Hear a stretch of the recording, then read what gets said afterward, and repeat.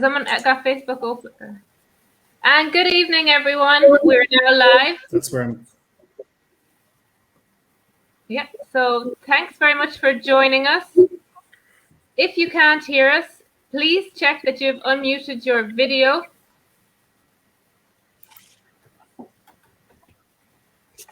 And if you can hear us okay, send us a thumbs up. So we're going to give everyone a chance to join this evening. We're due to start in about 3 or 4 minutes time. So if you can't hear us, please check that you've unmuted your video. And send us a thumbs up if you can hear us. Let us know where you're watching from as well. It's midnight here in Ireland, but hopefully there's no one from Ireland watching. But we're expecting that everyone is watching from the east coast of the US. So please let us know where you're watching from. And yeah, send us in a thumbs up if you can hear us. And just to let you know that you feel free to ask questions. You just need to comment on the video. We're going to get through as many questions as possible at the end. And don't forget that everyone who comments will be entered into a competition with the chance of winning multiple bottles of HiveAlive. And don't forget, if you do want to comment, you need to log into Facebook.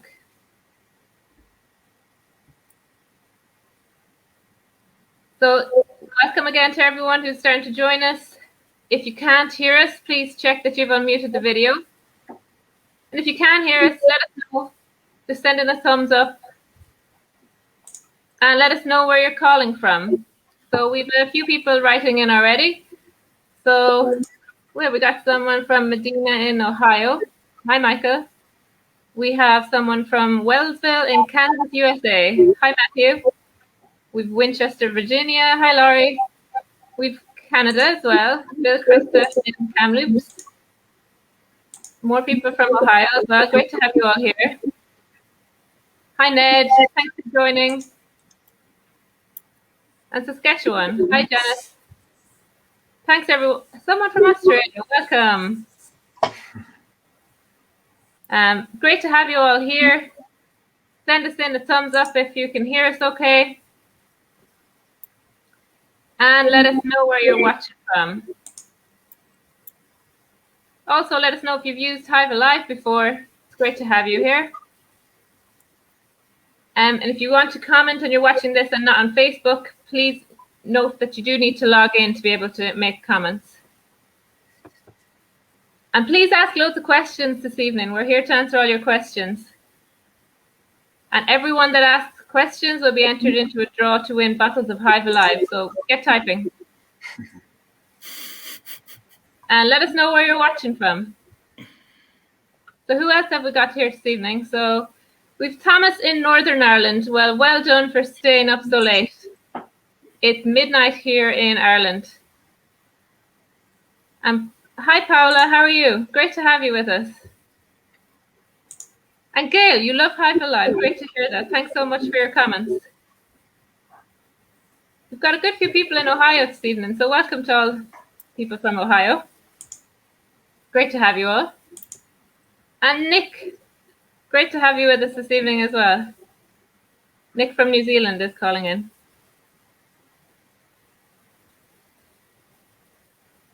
Hi, Carol from Calgary. Great to have you as well. So, yeah, thanks to everyone who's joining at the moment. If you can hear us okay, send in a thumbs up. Let us know where you're watching from. And please feel free to ask questions by commenting on the videos, and we'll get through as many as we can at the end.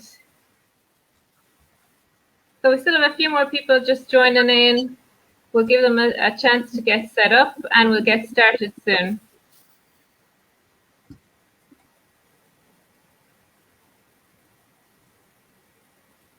And for anyone that's just joining right now, if you can't hear us, please check that you've unmuted your video. So who else have we got joining us?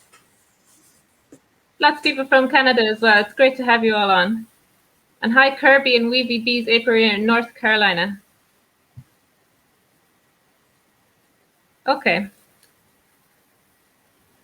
Right, so is everyone ready to get started? Yep, I think so. Great. So I'll pass you over to Dara, who's just going to kick everything off for us. Cool. Thanks. Hello, everybody. Thanks for coming on this evening, and hopefully you'll get a good talk here. You'll find lots of interesting stuff. And we won't take long. There'll be 2 talks, about 20 minutes each, and there'll be some interesting stuff. There'll be competitions as well as we go through it, and hopefully we'll be able to answer all your questions you have on Nosema and on HiveAlive as well. So we're delighted to have Cameron Jack here this evening, the assistant professor of honeybee toxicology from University of Florida. Cameron's main interest has always been to serve the beekeeping industry by providing practical solutions to beekeepers who want to improve honeybee health. So he's going to be talking about Nosema, the silent pandemic. He'll talk about Nosema biology, methods of detection and influence of the honeybee nutrition on Nosema. And after that, myself, Linda and Liam will talk about HiveAlive, why and how to feed it, the scientific data that shows that HiveAlive works, its effectiveness against Nosema. Further ado, I'd like to introduce you to Dr. Cameron Jack and his talk on Nosema. All right. Well, I am very happy to be here. And I appreciate Linda and Dara for inviting me to be able to speak. As Dara already mentioned, I'm going to kind of focus more on the biology. This is my background is more on honeybee pests and diseases. And you know, I typically am the one at beekeeping conferences and meetings that is bumming everybody out because everybody else gets to talk about the fun, exciting things about honeybees, and I'm kind of focused on all the sad and all the negative side of things. But hopefully there's still something useful here for you. Hopefully you don't find it depressing and negative. I try to make it fun. But if you have questions, I'm going to stay on too, and I'm happy to answer those questions. So next slide, please.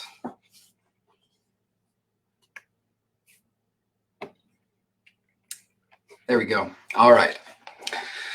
So just to kind of give you a little bit of a background from Nosema. Nosema is actually the genus. So if you think of genus and species, Nosema is actually a genus that is in the phylum of Microsporidia. And Microsporidia are exactly what they sound like. They are microspores. So they are these single-celled fungal parasites. And their Nosema, this genus of spores, is known to infect a lot of different insects. So you can see from this image here, we've got the honeybees. We know about that. That's why we're all here tonight. But we've got, there's a species called Nosema bombii. So that's affecting just bumblebees. There's a Nosema species that just affects silkworms that you see in that bottom left corner. And then there's even, I did my master's at Oregon State University. So, you know, in Oregon and Pacific Northwest, there is a biocontrol. So the cinnabar moth. So this moth that is released to control a really terrible plant. And even those moths have Nosema to deal with. So there's a lot of people, just these economically important insects, and a lot of people that are concerned in dealing with Nosema that are even outside of the beekeeping world. So we'll talk about 3 different Nosema species, and we'll talk about how these spores will affect the honeybees and their biology. So next slide, please. So Nosema apis is the first one we'll talk about. This species of Nosema has been known to parasitize Apis mellifera for over 100 years. We know a lot about Nosema apis because we have a lot of research on Nosema apis. But actually, Nosema serrana, this is the spore, this is the species of Nosema that we're probably the most familiar with nowadays because it is just so common and prevalent. throughout the United States and really throughout most of North America and South America, and a lot through Europe. So there's a lot of research now that has been done with Nosema cerana. But if you look at them under the microscope, these pictures here, images 1 and 2, you can see that they're taken at the same scale. They look a little bit different, with Nosema apis being a little bit bigger, but truly, when you're looking under a microscope, it's almost impossible to tell the difference between the two. Nosema cerana replicates a little bit faster than Nosema apis, and that's why it's been able to really take off and has become the most dominant Nosema species in the world. Now, there's one other, I'm just kind of throwing it out there just kind of for your information. There is a third species of Nosema called Nosema numeni, named after the great honeybee researcher, Peter Newman. But it was just described a few years ago, and it was described in Uganda and only Uganda. And that is the only information we really have about Nosema numeni. I'll talk about more of these species in a minute. Next slide, please. So how do your bees get Nosema in the first place? Well, honeybees are thought to pick up Nosema typically through collecting contaminated water. So if a bee is sick, they might defecate in a water source. Now those spores are in the water, and then other bees might pick that up and bring it back to the colony. So once it's the spores are in the midgut, they can kind of they will replicate, and then it's possible for bees to share those spores trophylactically. So as they are feeding each other, they can be passing on spores, particularly Nosema cerana, which we'll talk about some of these differences between the species. But it can also be kind of through a fecal oral route. So a bee that's sick might have dysentery, and then bees, of course, are very hygienic. And so if anybody poops inside the hive, they're going to clean it up, right? And while they do that, they're going to be picking up those spores and potentially continuing the spread of these spores throughout the colony. Next slide, please.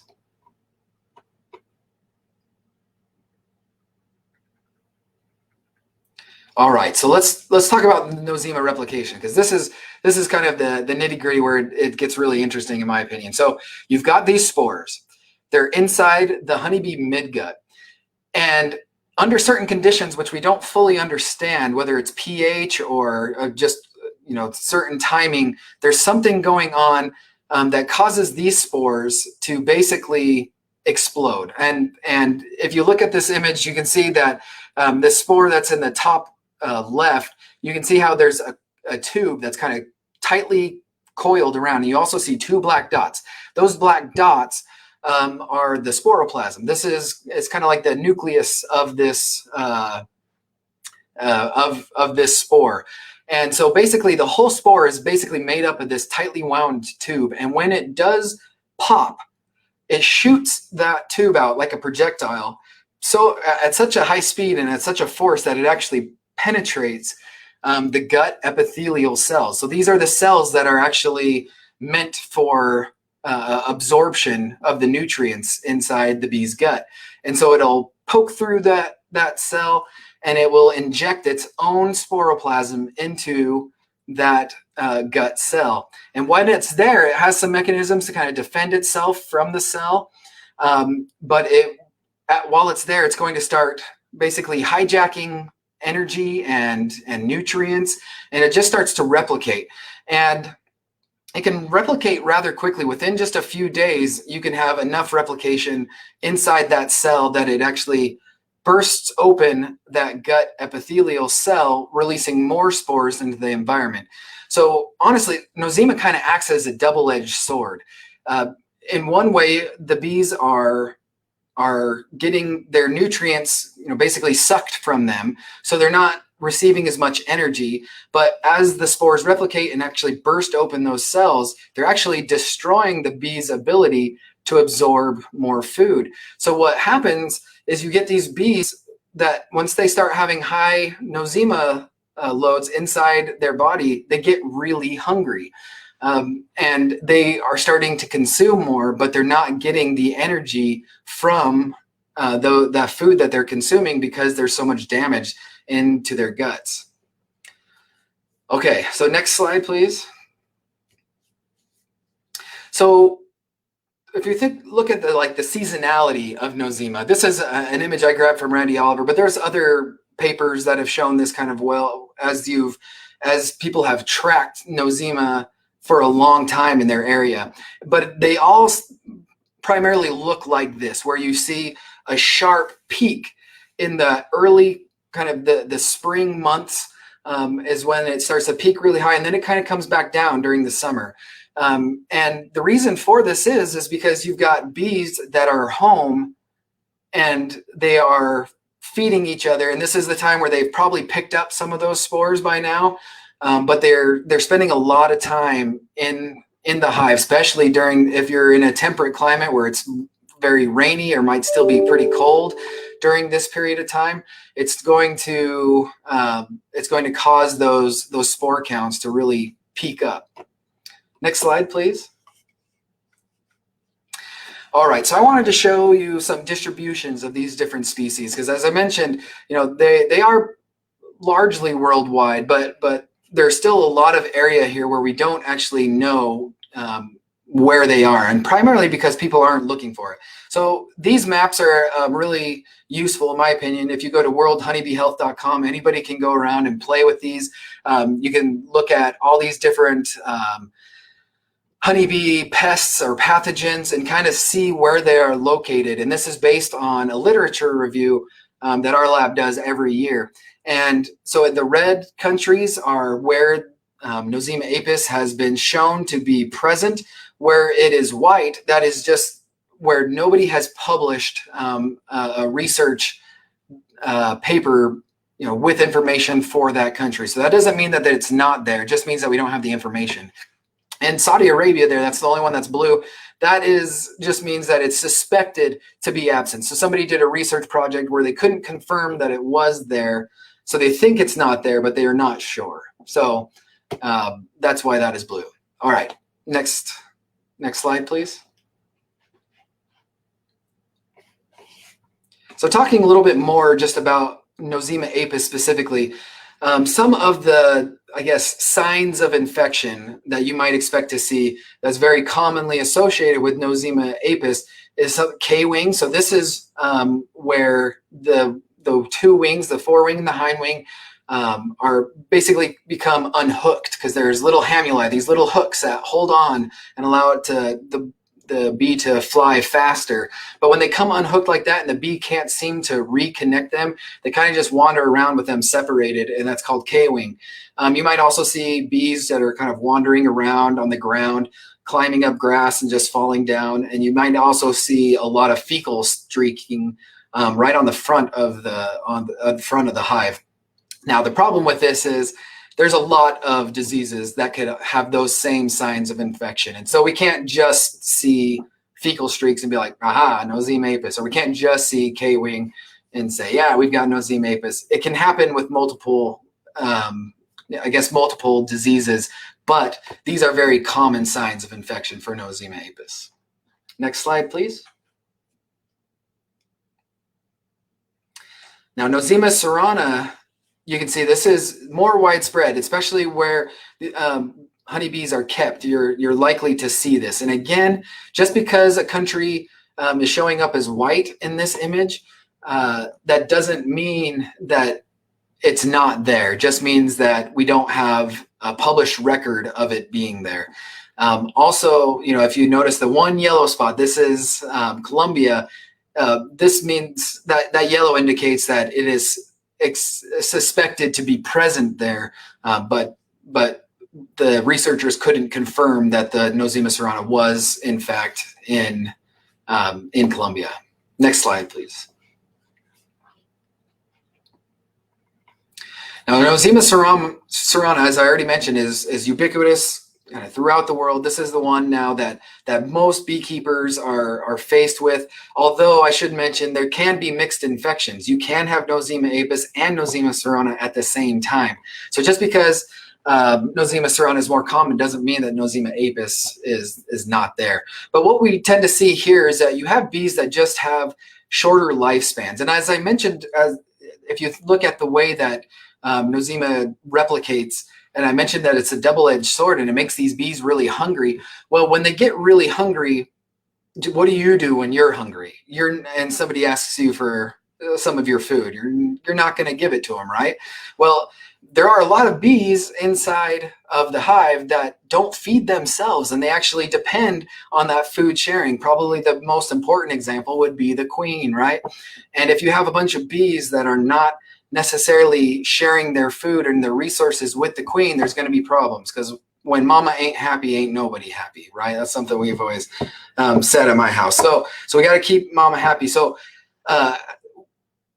the infection, Nosema Cerana infection, can really throw off the dynamics of the colony behaviors. It also decreases the bee's individual lifespan and can, when bees get really hungry and when there's more bees that are dying off, then it causes younger bees to start foraging earlier on. So just the dynamics of the colony can really get thrown off. And interesting, I'm just going to point this out. I'm not going to go into great detail here, but Nosema Cerana has also been correlated with CCD, which is really interesting. Just when kind of at about a decade and a half ago, when everybody was really worried about CCD, you had these mysterious disappearing bees.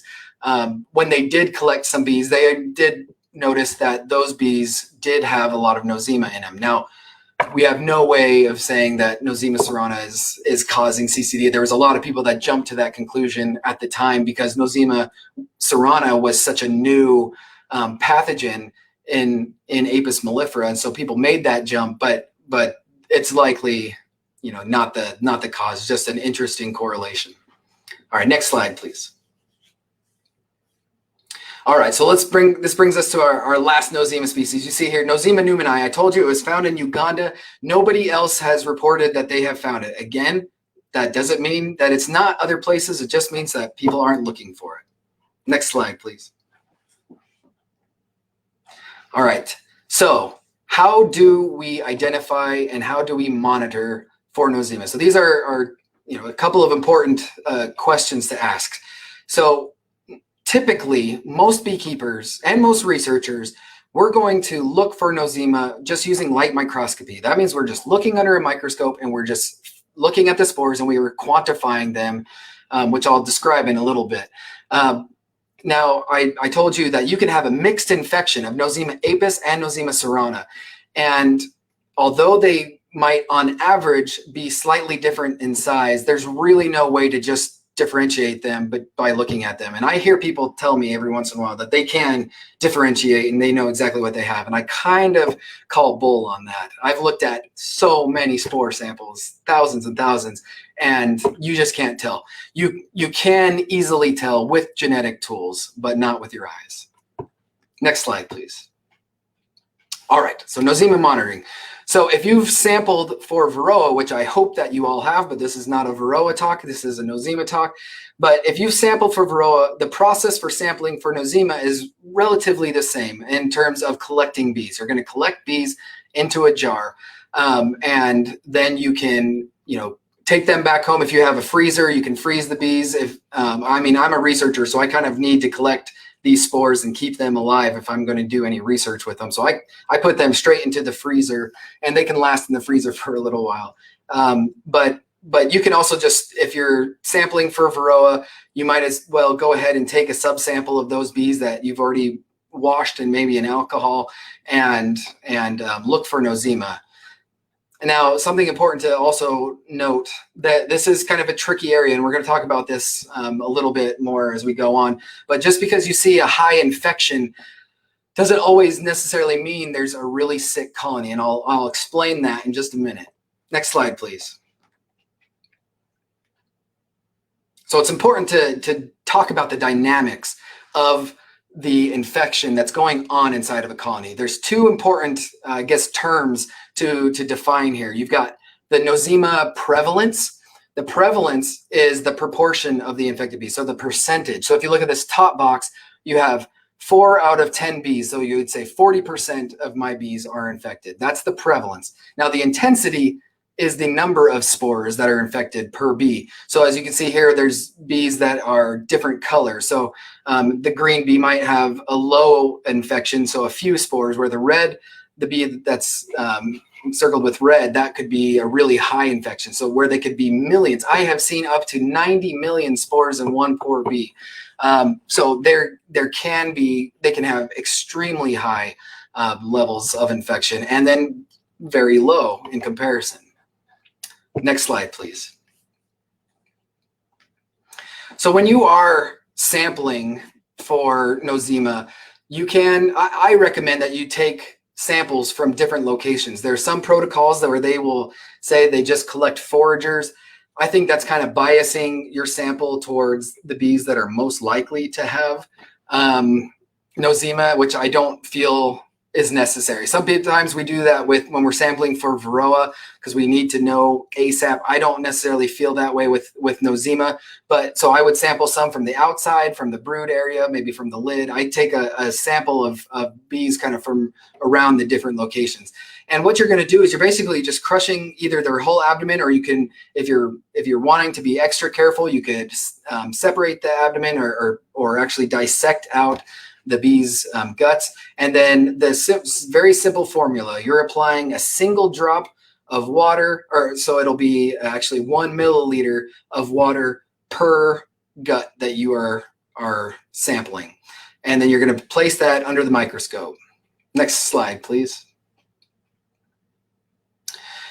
So there's these devices out there, they're called hemocytometers, and these are typically used in the medical field to count red blood cell under the microscope, but we can use them here to also count spores. And if you look at about 400 times magnification, you will see one of these squares that's kind of highlighted. So this figure B down there, and that's about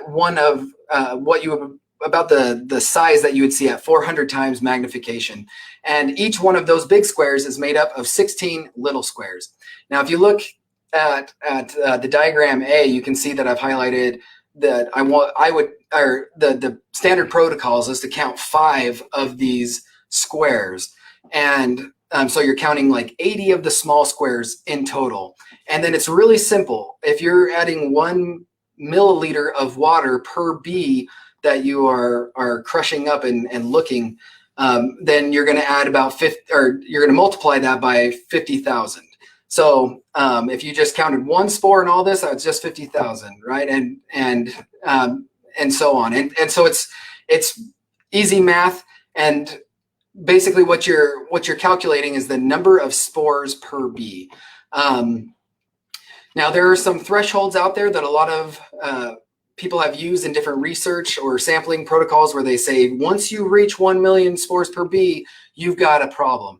I kind of don't necessarily subscribe to that idea. I feel like the number, that threshold is fairly arbitrary, because I haven't seen any good research that would convince me that at 1 million spores per bee, we've crossed that threshold and our colonies are in big, big trouble. All right, next slide, please. All right, I wanted to share, I'm going to be running out of my time here really quick, but I wanted to share some of the research that I did at Oregon State with specifically on Nosema infection dynamics.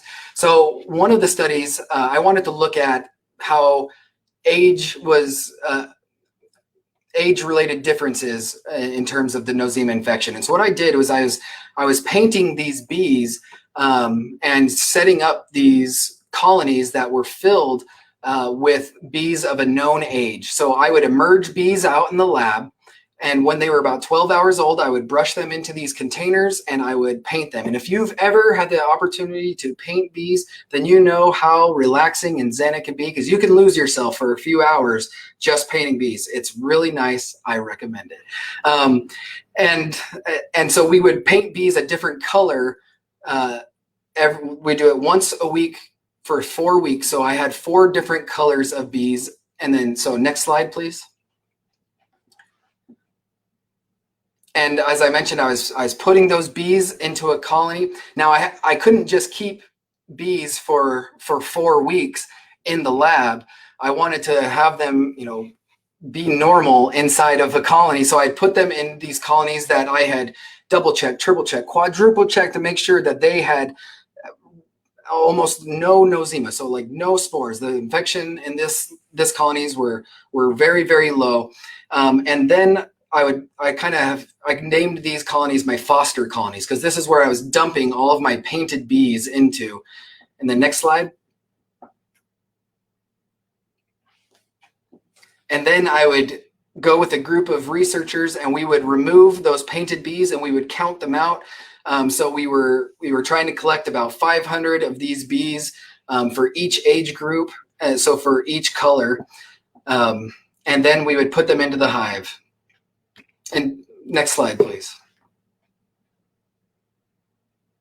So there's an image of us dumping these painted bees into their own nucleus colony, and then we could drive that kind of out of the way, far away from their from that foster colony, so those bees did not return back to the regular foster colony, and we gave them a queen and allowed them to establish. Next slide, please.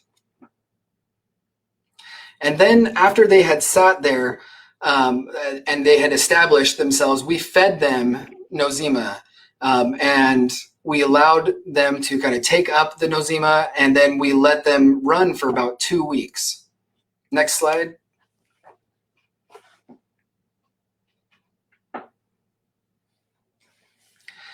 So you can see from this image, these colonies were just filled with painted bees. And we actually did this 8 different times. We did it 4 times in the fall of 2013, and set up 4 hives in the spring of 2014. And so we had all these bees, going. And then, so unfortunately, we sacrificed the colony after about 2 weeks. After they had been exposed to Nosema, we put the entire colony into the freezer, and then we were able to analyze each bee's guts individually. So when I said that I had looked at thousands and thousands of spores, I meant it. This was a terrible master's project. It was actually awesome. We got a lot of really good results, but it was very, very difficult and required the help of a lot of people. Next slide, please. So quickly, what we saw was we had the Nosema serrana prevalence didn't depend on the year, so we kind of combined all these together. But you do see that there were significant differences on these age cohorts. So the youngest bees did not have hardly any Nosema. We had about 10%. And then as we increased, you could see that it slowly rose until about 40% in the foraging age bees. Next slide, please. And so with the Nosema intensity, so now we're looking at the number of spores per bee. This actually did depend on the year, so we kind of had to break it up. But what's really interesting here is that it's a little bit hard to tell unless you're looking closely at the numbers along the y-axis. But the bees in 2013 actually had pretty low spore counts, even though that we introduced the same amount of spores in both trials in these different years. What we saw was that in 2014, in the springtime, we saw these just massive spike in those spores. So next slide. So this, we knew that in the springtime, we tend to see a peak, but this was much farther kind of beyond what we expected. So we kind of did a follow-up study. We thought, what else is different in the springtime? Well, in Oregon, in Corvallis, where we were, that's when everything was blooming. And so there was a lot of, nutrition kind of available in the environment. So we decided to do a little bit more, go dig a little bit deeper, and we did a nutrition experiment. Well, we tried to keep it focused specifically on pollen, but we basically set up these large cages where we could control the amount of pollen that they were consuming. We wanted to give the bees an opportunity to consume, but we didn't want them to get the nutrition, so we could control it. So we had a control group that was fed 100% pollen. Then we had another 100% pollen group that also was inoculated with Nosema. Then we had a 1-to-1, 1-to-2, and 1-to-3 group. And then we had one group that was just fed a cellulose patty. So that's how we diluted these pollen, was through cellulose. It was something the bees could consume, but not something that provided any kind of nutritional benefit to the bees. Next slide, please. So these are what the cages look like. They're big cages because we wanted to fit a lot of bees, and we let them run for about 4 weeks. Next slide, please. All right, so here's some interesting things that we observe. So again, we're looking at the intensity. So these are the number of spores per bee. And if you look at these different groups, if we start at the left, that black bar, you see how it has really high spores per bee. And this is our group that was actually fed, or this was the control group. They received they received a the Nosema, or sorry, so this wasn't the control group. This was our 100% pollen group. So they received Nosema, and we see those spores were super high. The control group is not showed here because it didn't have any Nosema, because they were not fed Nosema. But this group had a lot of spores when they had access to the best pollen, which was actually kind of counterintuitive to what I would have thought initially. And you can see as we go down the line that the less pollen, so the less nutrition that these bees had, actually the fewer number of spores that they had. So it seemed that, that nutrition had some role in the Nosema cerana spore intensity. Next slide, please.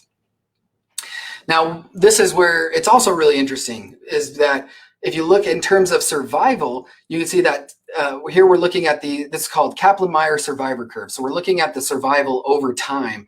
And you can see that they're all decreasing over time. Even the control, which is that red group that's at the top, they survived the best. And the colony that survived the best, or the next group that survived the best that had Nosema, was actually our bees that had access to the best nutrition. So even though they had the highest spore counts, they were surviving better than those bees with lower spore counts. So that's kind of where I said the spore counts themselves are not necessarily an indicator to me.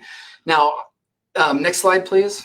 I'll make my point on this slide. There we go. So what I believe is happening here is that Nosema levels do depend on nutrition, but having good nutrition seems to allow these bees to survive better, at least outlast these infections.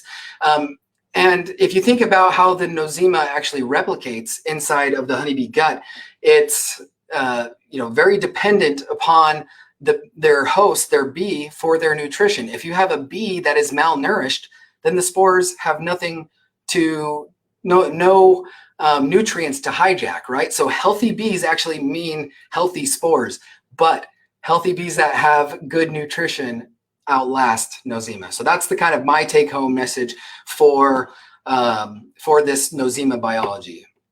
So I think that's one more slide. Next slide, please. So I just wanted to point out, I have a few publications. There's of course lots of other Nosema publications. I just wanted to highlight a few. One of them, if you wanted to read more about that experiment where we were painting bees, that is free, available online.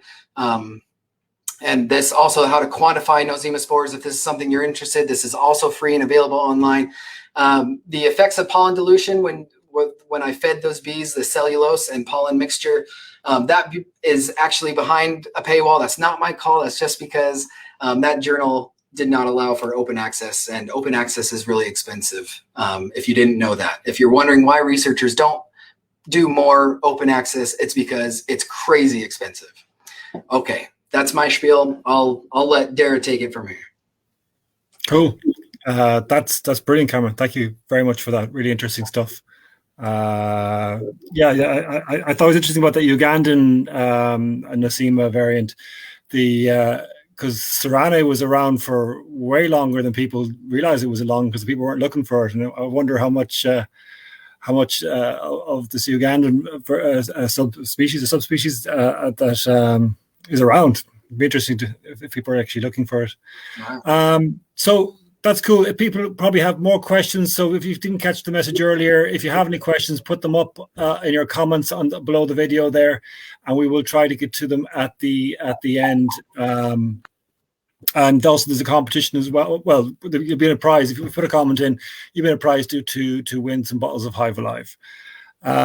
So up next is myself and Linda and Liam talking about HiveAlive. And I suppose we'll just go straight to it. Yeah. Thank you, Dara. Good evening, everyone. We're as a team, we're going to go through a quick run through of what is HiveAlive, a new product we have, the ingredients, why we feed HiveAlive to our bees, scientific data, other benefit and comparisons. And then, as Dara said, we'll have a questions and answers session. And we will also have a competition. If you've put in your comments, we'll be having a draw from everyone who's entered their comments. If we don't get to answer your question today and you'd like to follow up, then you can also email us at info@hivealivebees.com. There will also be an exclusive discount and competition for event attendees.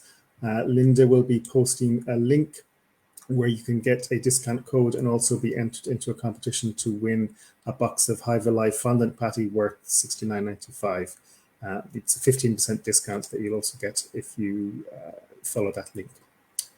So to start with, what is HiveAlive? HiveAlive is a concentrated liquid feed supplement for bees to maintain colony strength.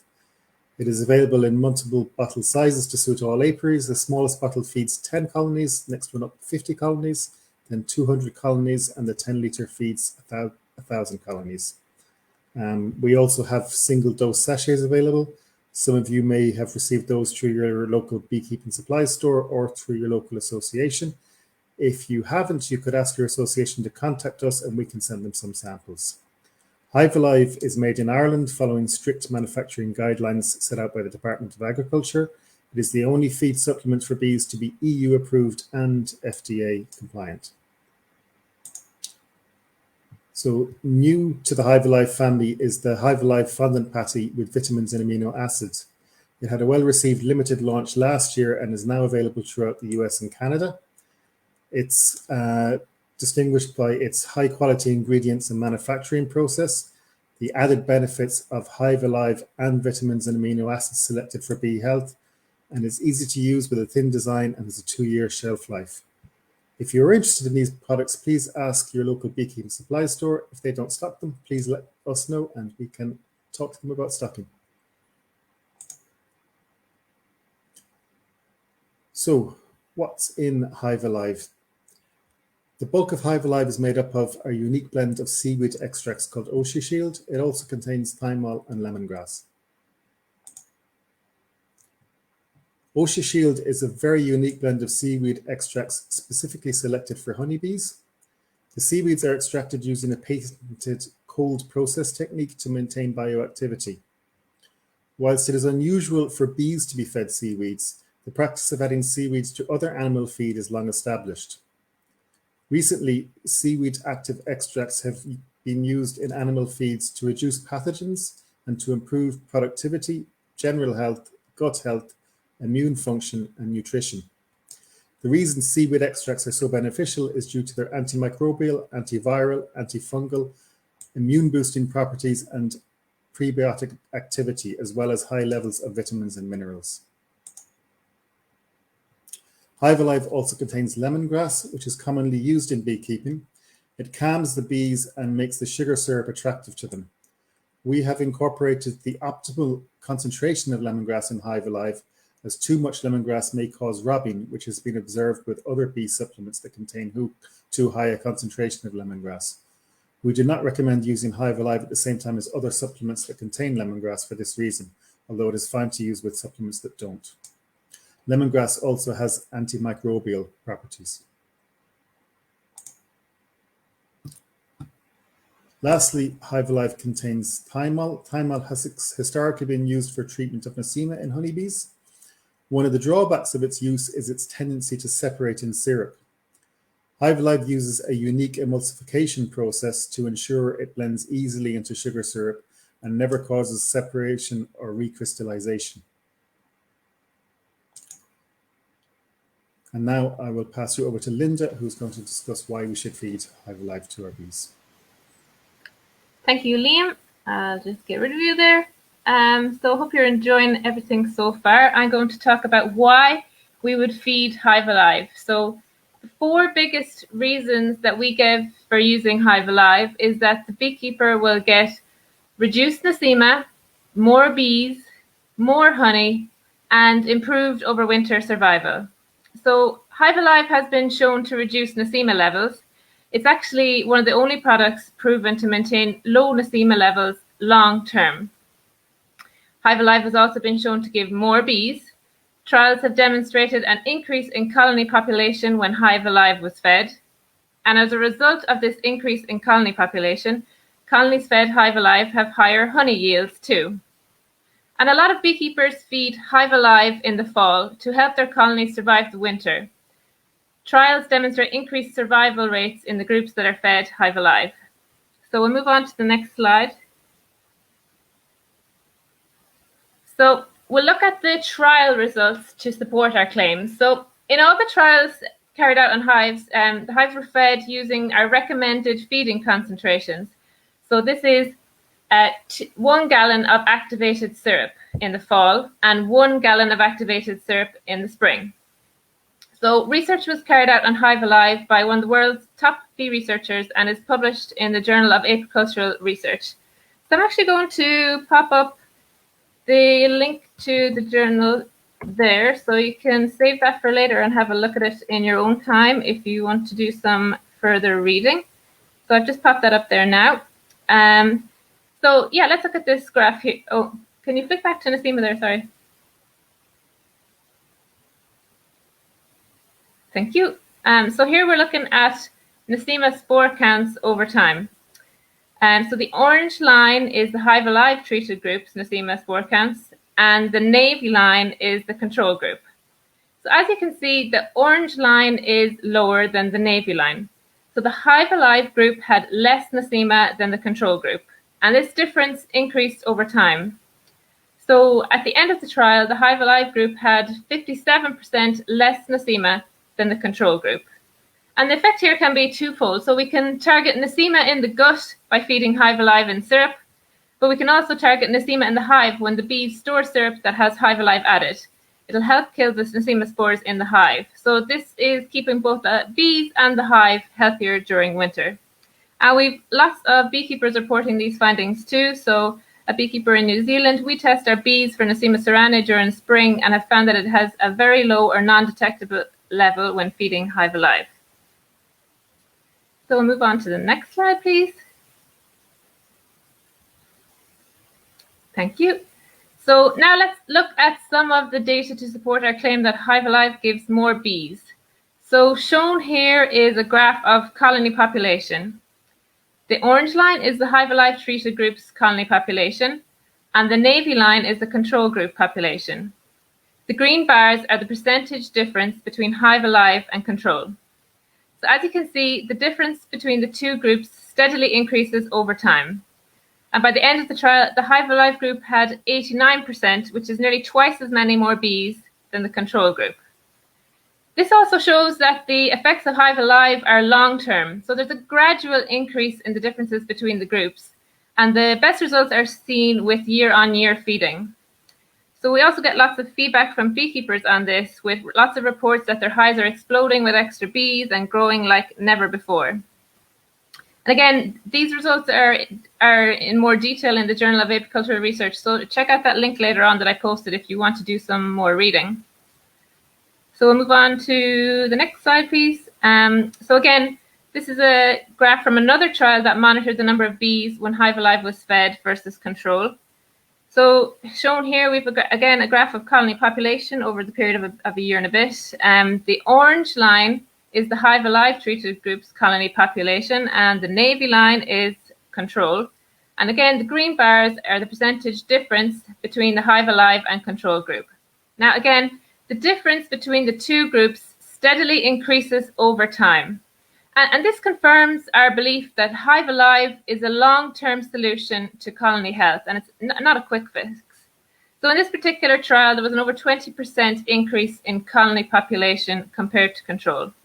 And again, another testimonial here from beekeepers, it has made a huge difference in our brood production. Our hives are full, and we are seeing an astounding difference in our honey production this year already.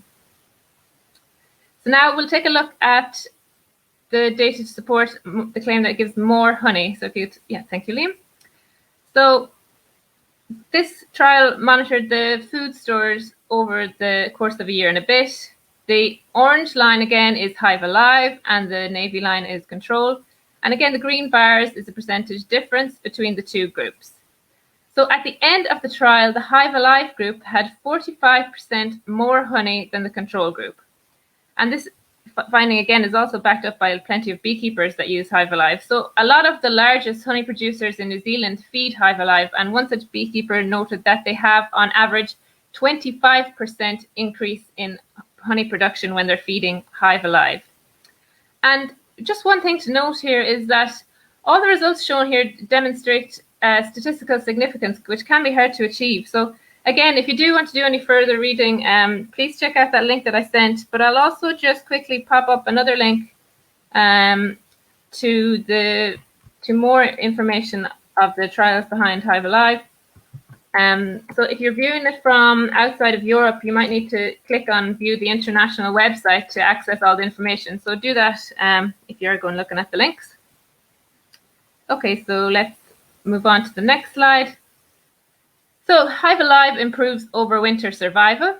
The control group here had 15% losses, while the HiveAlive group did not have any. We believe this is due to the fact that the hives are stronger and healthier going into the winter, and therefore they're better able to defend against disease. Starting a long winter with a healthy gut is very important due to the fact that the bees are not able to get out for many cleansing flights. So this makes HiveAlive particularly attractive to locations where there are tough, long winters. And we have a lot of beekeepers who use HiveAlive reporting these findings, especially in locations further north. So, for example, we have Nick in New York. They're saying that the colonies we feed with HiveAlive last year have only 15% losses so far compared to 25% for the rest. Peter in Ontario, he said, my colony loss rate during last year's brutal winter was about 10 to 15%, whereas other beekeepers had overwinter losses of at least 50%, and lots of people who use it in the fall to boost hives going into winter. And if any of you listening want to share your feedback, please do send it in to us. You can email us on info@hivealivebees.com. We're always interested to hear how you've been getting on. So we'll just have a quick mention of American foulbrood and chalkbrood. So we got a lot of reports in from beekeepers who were not seeing any chalkbrood once they started feeding HiveAlive. So we wanted to just do a bit of investigation to see what was going on there. So we carried out some in vitro testing at feeding concentration.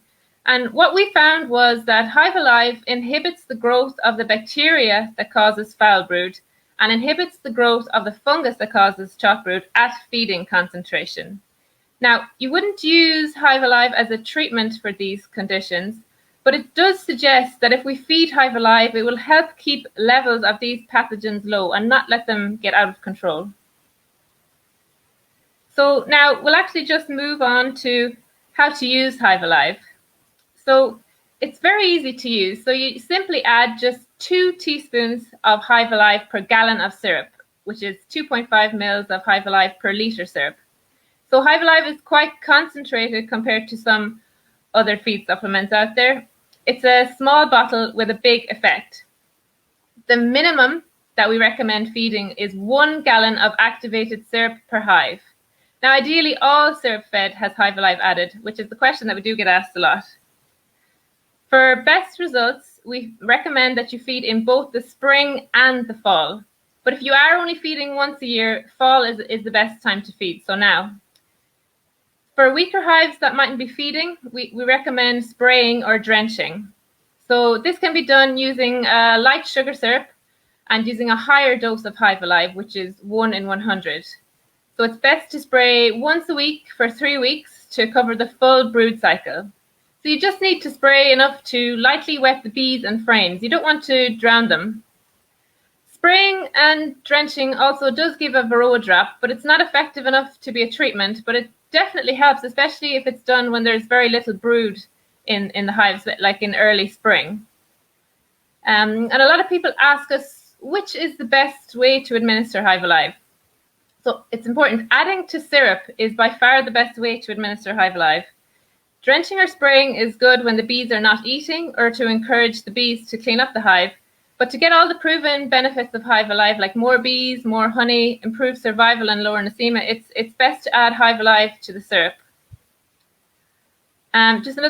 We'll flick on to the next slide, and just another few notes of how else to use HiveAlive. So it can also be added to homemade protein patties or candy or fondant or sugar boards. If you're adding it to protein patties, we recommend a concentration of 1 teaspoon per pound of patty. If adding to sugar boards, the temperature of the sugar must be below 120 degrees Fahrenheit before you add HiveAlive. And this is so that the bioactives in HiveAlive don't get damaged. And to save the hassle of this, we've created a fondant, which Liam mentioned earlier, so that already has HiveAlive added to it. So some people spray a light sugar solution with HiveAlive added onto bees and frames instead of using smoke to help calm the bees when doing inspections. Other beekeepers have told us that it's great for encouraging bees to clean up old frames or draw out new wax. They just spray or brush on a light sugar solution with HiveAlive added. So we'll flick to some of the reasons for using HiveAlive. So a lot of people use it to increase the attractiveness of the syrup to bees, perhaps if they're not taking down syrup without anything added. One of the biggest reasons a lot of beekeepers use it is that it prevents the syrup from fermenting. So that means no more black mold in feeders. This increases the feeding window too and prevents bees from eating syrup that has gone moldy, which could cause gut issues for them. It also allows the beekeepers to store unused syrup. If you've made up too much syrup, you can keep it until the next feeding season. You can store syrup that has HiveAlive added for at least 6 months. It's also useful for the introduction of new queens. So the smell of HiveAlive can help mask queen pheromones. That's actually it from me. So I'll just pass you over to Dara now. Cool. Thanks, Linda. Just a few slides left, folks. So why would a beekeeper choose HiveAlive instead of other competing products? The main reason that HiveAlive is the only feed supplement actually proven to work. It's proven to get nosema levels down and to keep them low. Other products in the market appear to only have a short-term effect on nosema, and with the new Nosema ceranae, that isn't good enough anymore. HiveAlive has been proven to increase colony populations and by significant amounts. In the 2 large trials that Linda talked about, we saw up to 80% population increases. Trials have also demonstrated increased honey production by over 40% and significantly increased winter survival.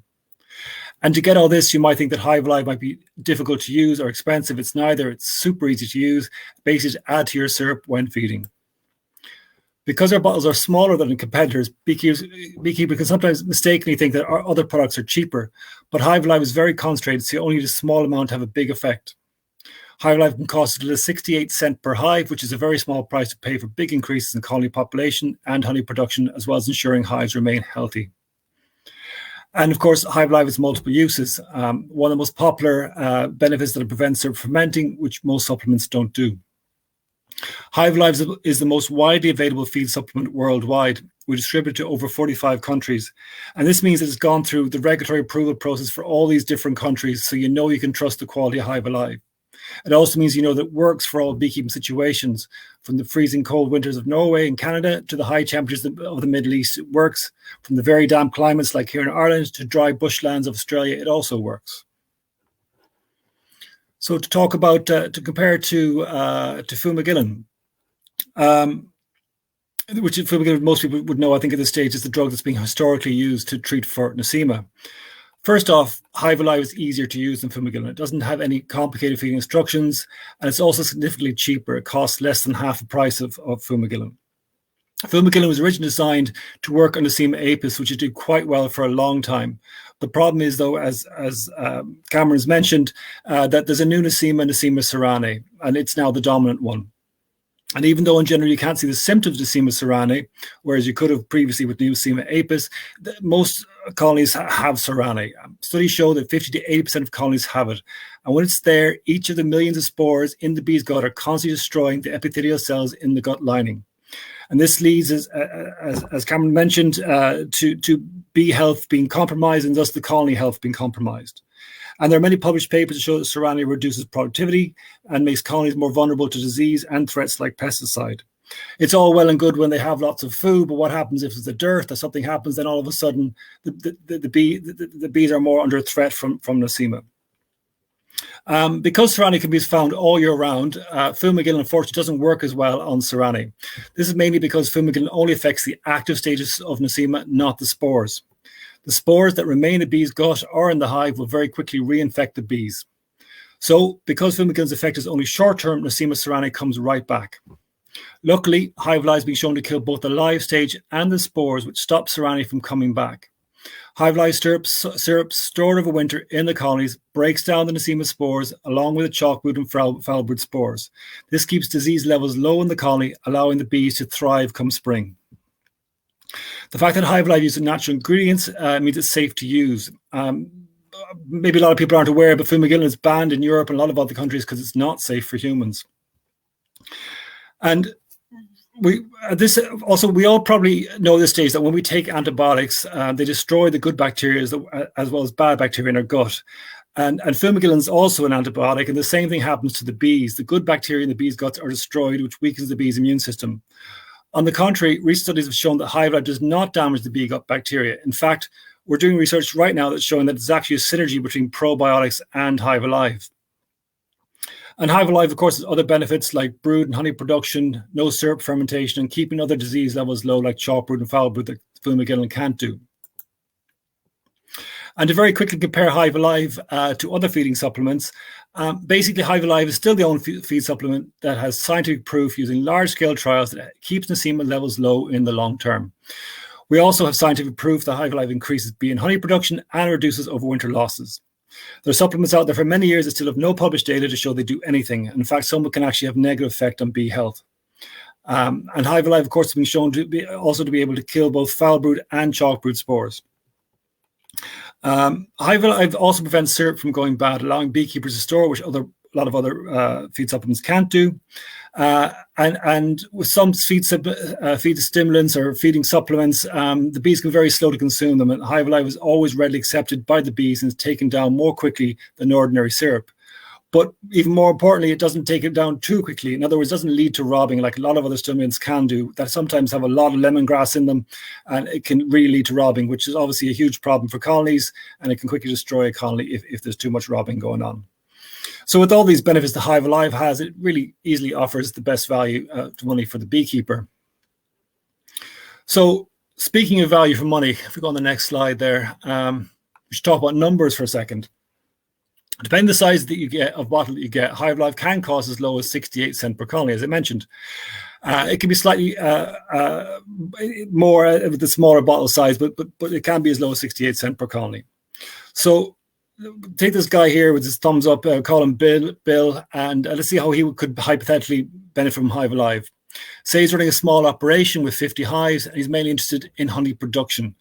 Bill didn't use HiveAlive, but still did okay. He got an average of £100 a year per hive, and he sold it $2 per pound.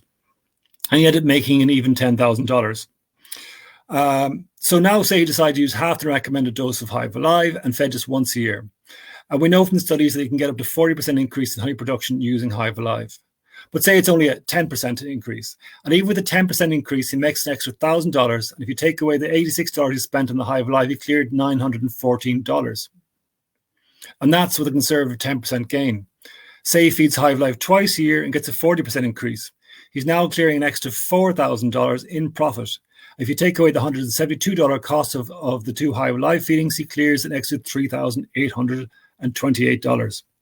And he could have saved even more money if he bought, for instance, the 2-liter bottle. This is priced with the 500 ml bottle, but he would have saved more if he bought the 2-liter bottle. And that's, of course, just taking honey production into account. It's not taking into account the fact that he might also sell some bees, and also the fact that, because we know HiveAlive makes bigger colonies, or the fact that he might have a low overwinter loss with using HiveAlive. Both these would lead to more money in Bill's pocket. So finally, to wrap up, HiveAlive does have short-term benefits, but they're not the main reason why beekeepers buy HiveAlive. Personally, I found that anything that has a dramatic short-term effect generally has a cost somewhere else down the line and cause more harm than good. HiveAlive does have extremely impressive long-term effects which improve year on year, and this has been proven. In fact, it's unique that it's still the only feed supplement published proven data show this, and the only product in the world show long-term low Nosema levels. And we also know it can impede the chalk brood and the foul brood. HiveAlive is cost-effective for the beekeeper, giving huge returns of productivity with a relatively small investment. And it's easy to use, doesn't require any extra time or work by the beekeeper. And it's reassuring to know that it uses natural, safe, edible ingredients, so there's no worries about health issues or honey contamination or employee safety. And beekeepers love that it can be so versatile with all the different benefits. And we firmly believe that HiveAlive should form the part of every beekeeper's feeding regime to help keep colonies strong and healthy in the long term.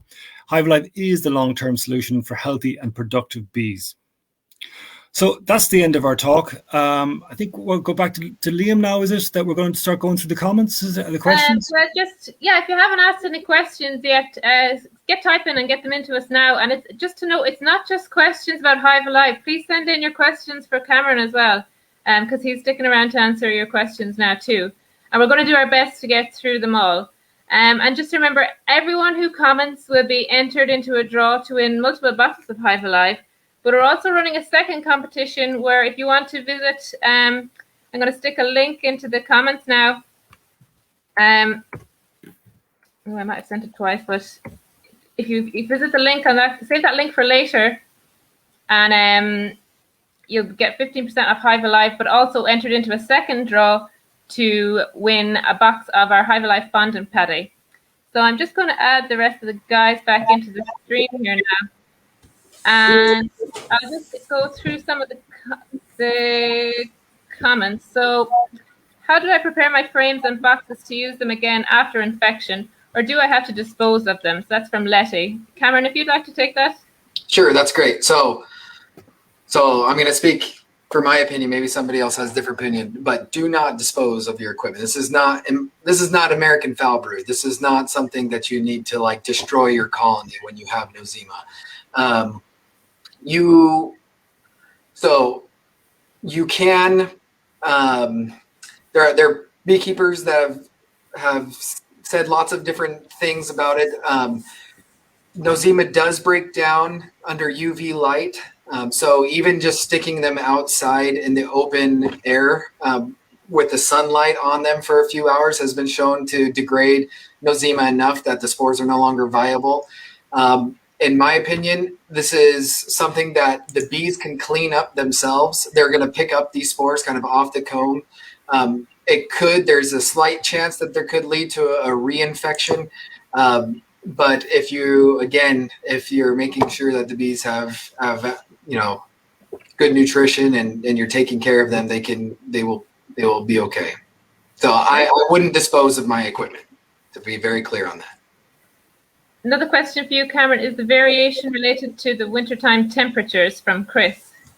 So, Chris, I'm wondering if you're talking about the variation related to the 2 years that I was showing those data, where you had some data in 2013 and some in 2014. There's possible that it could be related to more of the temperatures, but I think more than likely, I mean, where we were in Corvallis, the temperatures are fairly consistent for most of the year. Of course, there's in the cold parts of the winter, from November to February, it's cold, but the rest of the seasons are somewhat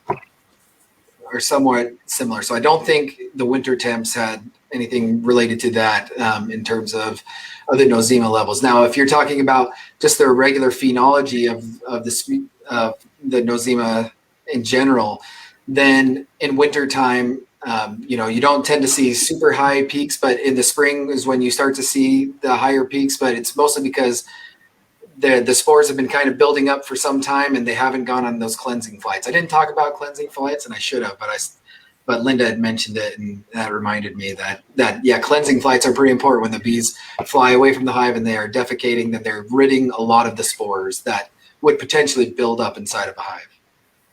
I don't know if I answered that question to what you were exactly asking, Chris, but so if you have a follow-up. Yeah, you can send in a follow-up, Chris, if you have anything else to ask. Question here for Dara. Does the HiveAlive feeding alter the honey in any way? It will. There's a smell of HiveAlive, so if you have a lot of HiveAlive syrup getting into your honey, it will taint it. But we would strongly recommend that you don't do it at the same time. Same with any other feeding supplement. You don't want to get any other feeding supplement to the honey. You just want honey. We say to stop feeding HiveAlive 2 weeks before you add the supers. And that's the best thing to do. But on the same time, if it does get in your honey and you can still eat it, it's all the ingredients are grass. It's generally accepted as safe, so it's all safe ingredients to eat.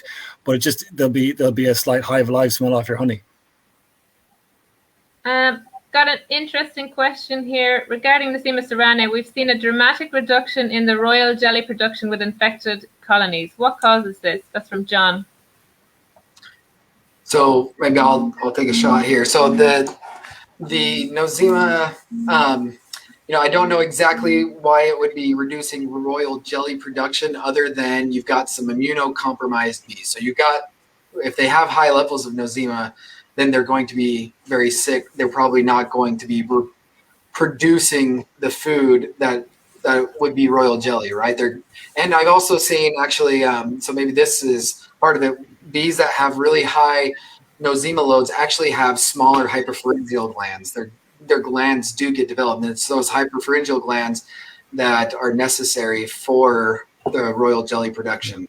So yeah, it can. High Nosema loads certainly could affect royal jelly production. Another quick question for you. So can it spread to other hives if you have a large apiary? Yeah, absolutely. As I mentioned, the way that it's typically thought that bees are picking this up in the first place is through contaminated water sources, but that's not the only way that diseases can spread, right? Especially if you have a large apiary, you're going to have bees that are drifting, you're going to have robbing, you're going to have, you're going to have instances where bees are interacting with other bees. And if you have bees that are defecating, because they have dysentery, it's likely that other bees could come into contact with it. So there are multiple ways that spores could initially enter into a new colony. And if you have a lot of bees together, you're going to start sharing your problems. Question for Dara. Can HiveAlive be used with bee probiotics, from Mary Lou? Yeah, but not at the same time. So the studies we were doing, there was 2-week intervals between the two, and there was a synergistic effect between the two of them, but not at the same time. That's it. Perfect. And we've had a lot of people asking about the availability of the fondant. So our HiveAlive fondant is available for pre-order in the US, but we're delighted that it'll be very available for shipping very soon. We're hoping to ship that out in the coming week. So even if you order now, it should be dispatched quite soon. But we will, if you do sign up to our newsletter, we'll give a notification as to when exactly it will be shipping if you wish to do that. Yeah, it's just a matter of days at this point, right? Yeah. If I can jump in there, those that are pre-ordered, you should be getting shipment notifications on Friday or Monday coming. And there was also a question about availability in Calgary. We are stocked by Worker and Hive Bee Supplies in Calgary. That was Carol Conley asked that. Does HiveAlive help against any varroa viruses? That's a question for Dara there. Oh, I don't know. Some of the ingredients are antiviral, but I don't know. I wouldn't have any data to show it does, so I couldn't say. Someone else asked, is HiveAlive okay to use during varroa treatment? Yeah. We haven't heard anything. It's not. The one time it's actually advantageous to do is actually slightly before, if you're doing thymol varroa treatments. What we've discovered is that if you feed HiveAlive in advance of a thymol varroa treatment, the colony gets used to the smell of thymol and they don't freak out when the varroa treatment comes in. Sometimes you put a varroa treatment on, especially if it's warm, that's thymol based. They'll all abscond the hive or sit outside the hive or whatever and not go back in, or take a while to go back in, and stresses them out. Whereas if they've been feeding the syrup with HiveAlive in advance, they just don't seem to react as badly when you add the treatment. Nick asked, are we doing any specials for commercial beekeepers? Yes, you can get in contact with us for special deals for bulk buys. So you can email us on info@hivealive.com. So thanks for that question, Nick. Does anyone else have any questions that they've seen they want to answer?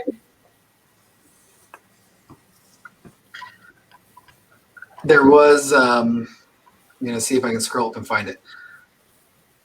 So Letty had another question. So she specifically asked, she said, how can I prevent nosema? She said, other than HiveAlive. She also said, how do I identify nosema? What is the cure? Can I use my equipment after? So I answered the equipment one. The identify, we kind of talked about that in the lecture, or in my lecture about the different nosema species and how you would look under a microscope to quantify, but not to identify. To truly identify, you're going to have to use some molecular means to look at the DNA and to differentiate between those spores. And then you mentioned, how can I prevent nosema? I don't know if I have the answer to that. I mean, I don't know that no matter what you do, you're going to 100% prevent nosema. It's around, it's available. Yeah, I just wanted to make sure I got to some of those questions. There was another question. How could you tell if water is infected with spores? I think that's for you as well, Cameron. Yeah, I don't know that you could tell that very well. You could look at spores or take a sample of water and look at it under the microscope, but likely there's not going to be enough there that you would pick that up really easily. Under even at, I mean, the same magnification, you could, but there's so many. You could, if you wanted to, I don't want to get super technical, but you could use quantitative PCR, which is a molecular technique to quantify something in a sample, but most people don't have access to that. That's it'd be kind of expensive and difficult to do. So I would probably say, don't worry so much about it. I mean, it's going to happen. Nosema happens. Maybe I should get a shirt that says that. Yeah. They've found it on flowers and stuff as well, haven't they? It's kind of everywhere.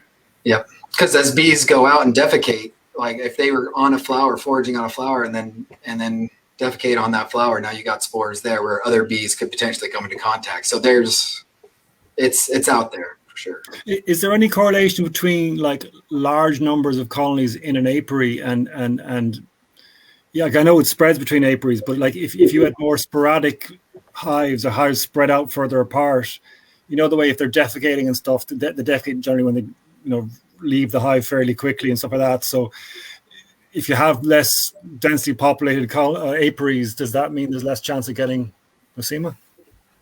I would say yes. I mean, I think that's true for probably most pathogens. I mean, when you're compact together, you're more likely to have a lot more sharing of diseases. When you're more spread out, I mean, this is the whole concept of social distancing that the whole world is going through. This is it. It says bees is very hard to social distance when you're a colony of thousands of individuals together. So within the colony, there's not so much social distancing, but when there's distancing, between colonies, it's likely to reduce it. Someone's asking about storage of HiveAlive and the freezer. It shouldn't go in the freezer. I just wrote down. Yeah, it shouldn't go in the freezer. It can separate if it goes in the freezer. It's a cool, dark place is the best thing for it. If you open it up, it's good for at least 6 months. I mean, really, it's good for over a year after it's being opened up. And the shelf life and product is generally anywhere between a year, 2 years when you buy it. It depends on where you buy it and stuff like that.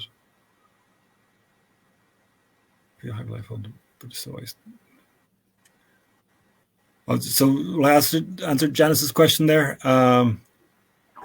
Is Linda frozen? I think Linda's frozen.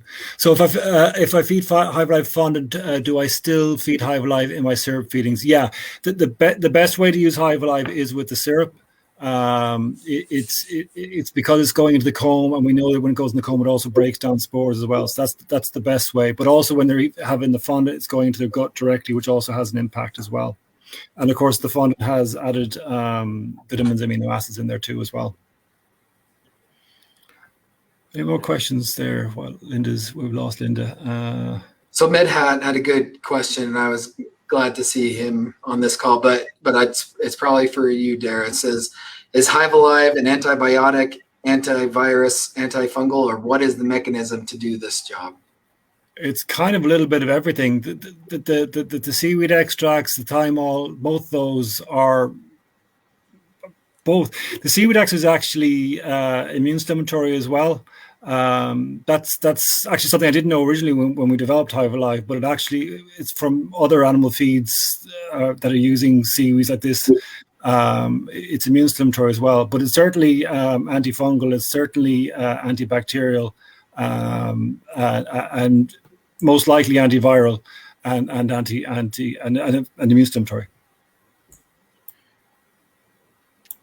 Great. Greg asked an interesting question it's also probably going back to you, Dara. Good man, Cameron.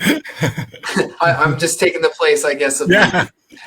But I'm seeing these questions. I just want to make sure we answer them. So Greg asked, if the Nosema blocks the bees' ability to absorb nutrients, then is it correct that this, I think meaning HiveAlive, doesn't help the infected bees, but significantly reduces horizontal transmission through treated syrup? So I think, have you ever looked at like a bee that has looked at bees that are infected, and then once they are fed HiveAlive, do you see a reduction in spore? Yeah, we've done cage trials originally with it on Italy, and it does reduce the spore count in bees. So the bees are artificially infected with Nosema, and then they're fed HiveAlive and there's a control or whatever, and there is a reduction. But I wouldn't say it's the main way of how it works. It's the long term. It's where it really makes a difference, because it's not like if you feed HiveAlive straight away, you're going to see a huge reduction in Nosema. It doesn't. It's not like some other products do that. Some from what I can understand just make the bees defecate, which gets rid of the spores that way. Some actually do have an effect, but it's short term. We're really focused on the long term, and that's why by constantly eating in their gut over the wintertime, by sterilizing the comb over the wintertime in particular as well, all those things all help to build up over time and keep the colony. And it's really about keeping the pathogens levels low in the colony, and that allows the colonies to thrive.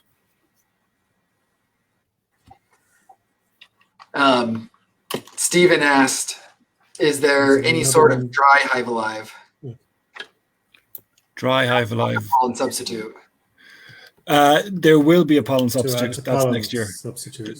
There's fondant, but the won't be a dry pollen substitute. It'll be a patty, unless things change dramatically. But it's most likely going to be patty. Great. Another question here. Laurie's asked if oxalic acid, if you were going to use oxalic acid as like a dribble or a vapor, would there be any reason that you wouldn't be able to use oxalic or use HiveAlive during that time? Is it compatible with this? I don't see why it wouldn't. I use oxalic acid all the time. It's good. The only thing is, generally when you use oxalic acid, it's well, most of the time you're not feeding. It's wintertime when there's no brood and stuff, but I don't think there'd be a reason why you wouldn't use the two together. Yeah, that's a good point. What else do we have safe? Robbing. I think someone asked a question about robbing. I sort of answered it in the talk. We don't have an issue with robbing. I know a lot of feed supplements have big issues with the robbing, and that's one of the reasons why people moved, just solely for that reason, moved to HiveAlive, because it doesn't have the same. We don't have the same high levels of lemongrass that other products do have, so we don't have that issue robbing. We've done oxalic acid. Linda, you got lost there, did you? I did. I disappeared into the Ethernet. Yeah. I'd say we've gone through most of the questions at this point. Okay. So if you do have any more questions, just feel free. You can keep writing them on the video and send us in an email either. So I think Liam's going to display there's the email address. So winners. Liam, do we have some winners? Yeah, winners. So I've pulled. Yeah, can you hear me? Yeah. Yeah. Just about. Sorry, am I delayed here? Okay, so I've pulled 3 names out of a hat. So if when I've called out your names, can you please send us an email to the address info@hivealivebees.com, or send us a direct message through Facebook with your address so we can send your prizes to you. And the 3 winners in no particular order are, now forgive me for pronunciation here if I get it wrong, Letty Fisk Jagger, Dan Bennett, and Elizabeth Skibo. So that's Letty Fisk Jagger, Dan Bennett, and Elizabeth Skybo. We'll go with Skybo. Cool. Congratulations to everyone congratulations there. to all 3 of you. And yeah, please send us your addresses so we can get your prizes to you. And remember also the link that Linda put up where you can enter a separate competition to win a case of HiveAlive fondant. If you follow the link that Linda has placed in the chat. Yeah, you might throw that link up again there, Linda. Yep, just looking for it. While you're doing that, hot water will affect HiveAlive. You need to keep it below 120 degrees Fahrenheit. That's around 60 degrees Celsius. So yeah, you don't want to do that. Yeah. And Gail asked another question. Missed the question about reusing equipment. Yes, Gail, reuse your equipment. Don't throw it away. Don't burn it. Brilliant. Okay, so thanks so much, everyone. And yeah, as always, get in touch with us if you have any more questions. Cameron, thanks so much for doing this. It's great. We really appreciate it. I'm happy to be here. Thanks. Thank you. Bye-bye. Bye all. Bye.